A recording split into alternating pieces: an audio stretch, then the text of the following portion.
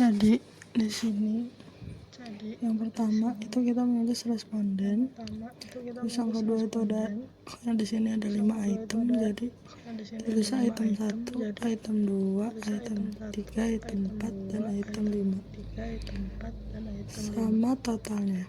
Untuk desimalnya itu semuanya dijadiin 0, dan untuk measure-nya untuk responden itu nominal, dan untuk item 1, 2, 3, 4, 5 dan total itu measure menggunakan scale.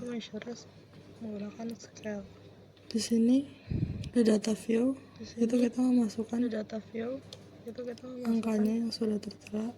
Di sini terdapat 20 responden. Untuk selanjutnya, untuk hasilnya yang pertama kita analyze, terus ke correlate, terus correlate kita ke beaverite.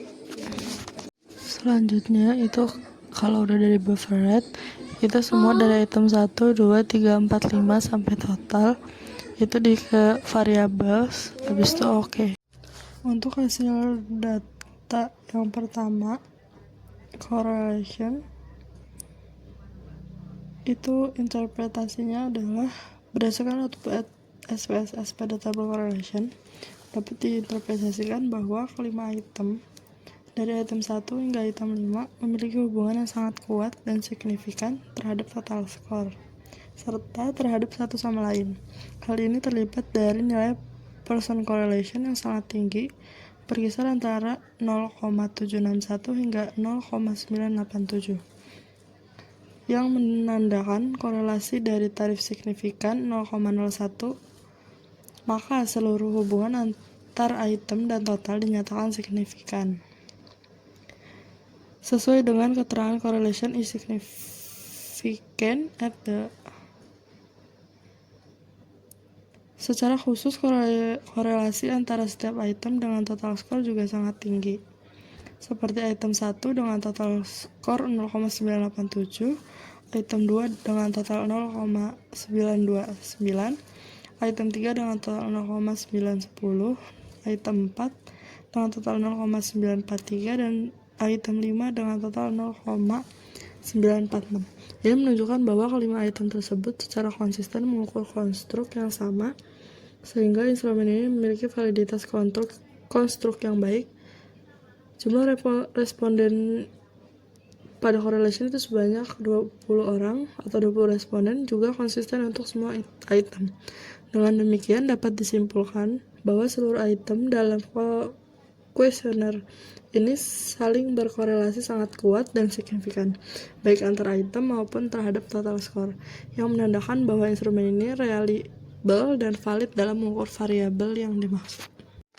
Untuk analyze yang kedua, itu kita mencari hasil untuk korban alpanya. Itu yang pertama kita scale, terus reliability analysis. Untuk selanjutnya itu ada reliability statistik atau Kornbands alpha.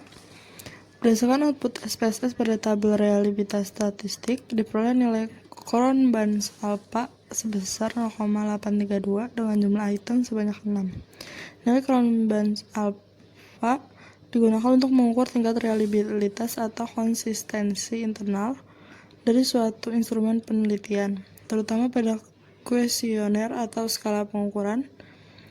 Nilai 0,832 berada di atas angka 0,7 yang menunjukkan bahwa instrumen tersebut memiliki reliabilitas yang tinggi. Secara umum, interpretasi nilai Kornbands alpha adalah sebagai berikut. Yang pertama itu ada kurang dari 0,60, itu disebut dengan reliabilitas rendah. Yang kedua itu ada 0,60 sampai 0,70, itu disebut dengan reliabilitas cukup.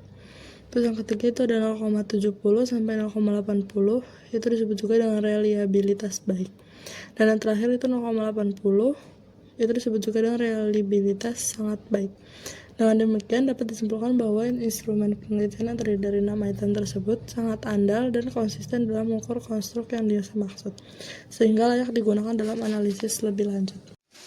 Untuk soal nomor 2 SPSS untuk di variable view-nya, yang pertama itu kan ada bulan, terus yang kedua ada biaya ikan, yang ketiga itu ada penjualan Y. Terus untuk desimalnya itu dijadi 0 semuanya. Dan untuk measure-nya untuk yang bulan itu nominal, dan untuk penjualan iklan X sama penjualan Y-nya itu diganti dengan scale.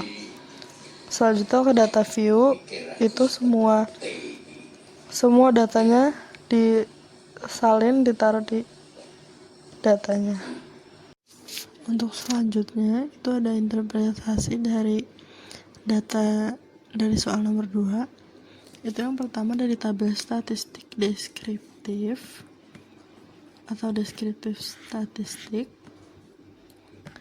Dari tabel statistik deskriptif diketahui bahwa yang pertama rata-rata penjualan atau Y itu sebesar 34,67 dengan standar deviasinya itu 7,560, yang artinya rata-rata penjualan dari data yang diteliti berada di angka tersebut dengan variasi data yang tidak terlalu besar.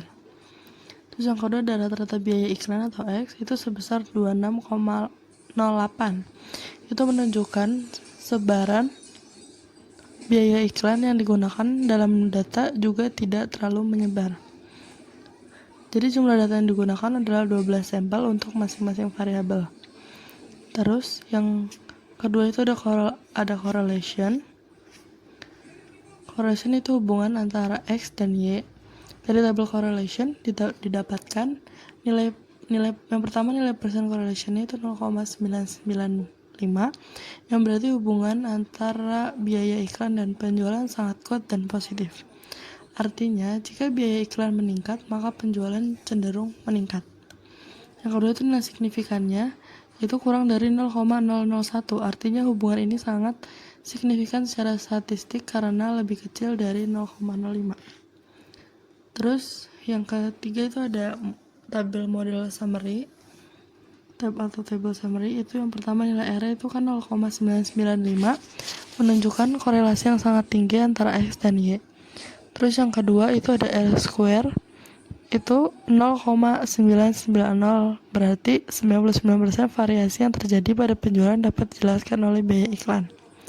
Terus adjusted R square 0,989 itu menunjukkan bahwa meskipun disesuaikan dengan jumlah data, model ini masih sangat kuat dan akurat.